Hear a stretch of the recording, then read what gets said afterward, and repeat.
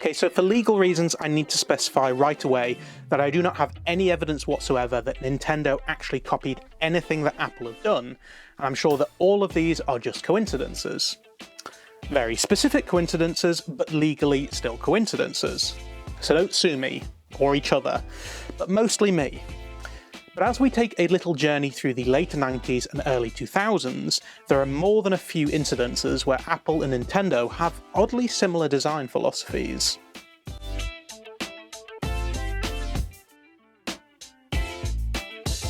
In the late 90s, when Steve Jobs came back to Apple, he hit the reset button and started a complete redesign of the Apple range of computers. And the thing that got people's attention the most was in 1998 when he unveiled the new iMac, with its translucent plastic aesthetic, and also a carry handle, which, at a time when computers used CRTs, which are damn heavy, was a good idea. But they also put it on the new iBook too. Now remember this for later. Originally just in blue, the colour range was quickly extended to include blueberry, lime, tangerine, strawberry, grape, and later graphite.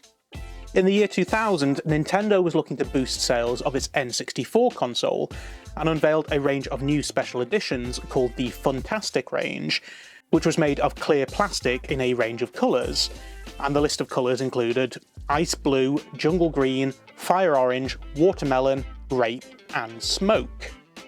Which definitely did not have anything to do with each other. Although to be fair, LG probably don't talk too much about their netty range of TVs either, for completely unrelated reasons.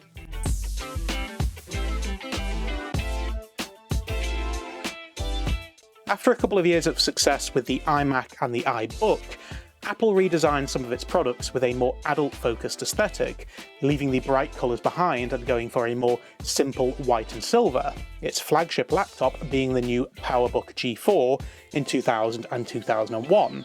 Meanwhile, Nintendo was seeing reasonable success with its latest handheld, the Game Boy Advance. The only problem was the fact that the philosophy of using non-lit screens was no longer working. The GBA screen was just too dark. As such, in 2003, it was redesigned into a clamshell shape, with its most popular colour being platinum. And the resemblance was interesting.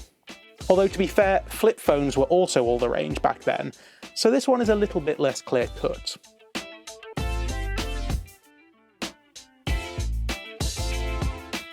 Despite the fact that the main line of computers had left the colours and clear plastic behind, Apple kept it in reserve for its latest version of the Power Mac, with the Power Mac G4 Cube in 2000. It retained the clear plastic, but it was also a throwback to Next Computer, which Steve Jobs put a weird amount of emphasis on it being called a so-called perfect cube. Jump forward to 2001, and the biggest names in the video game industry are unveiling their new generation of consoles. Sony released the PlayStation 2, Microsoft entered the market with the original Xbox, and Nintendo released the GameCube, a console in the shape of a cube with a weird emphasis on its carry handle, despite it just being a small home console. I wonder where those ideas came from.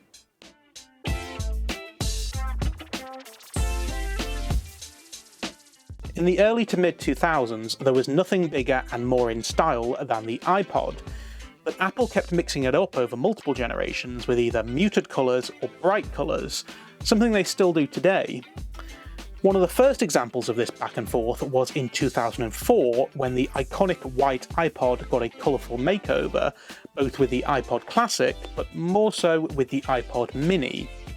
Let's take a look at the iPod lineup in 2004. You had the iPod Classic in white and black and red. Then you had the iPod Mini available in silver, gold, green, blue and pink. Over at Nintendo, the new handheld line, the DS, was off to a slow start. The dual screen was an interesting idea, but the design was chunky and clunky.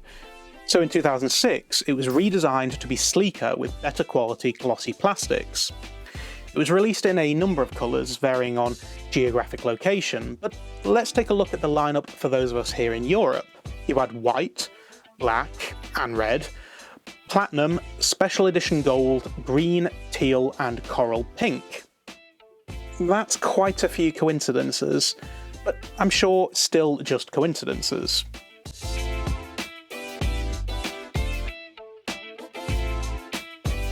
A year before the launch of the DS Lite, Apple had gone back to its simpler design philosophy once again for its more entry-level computer, the Mac Mini. This used a squared-off design with glossy white plastic and a silver base, and a slot-loading disk drive. Then, in 2006, Nintendo released its latest home console, the Wii, which used a squared-off design with a glossy white plastic and silver base, and a slot-loading disk drive. Probably didn't help that in 2010, Apple rewrote the book on tablet computers, and then in 2012, Nintendo followed up the Wii with the Wii U, which used a tablet. But again, that's all unrelated, please don't sue me.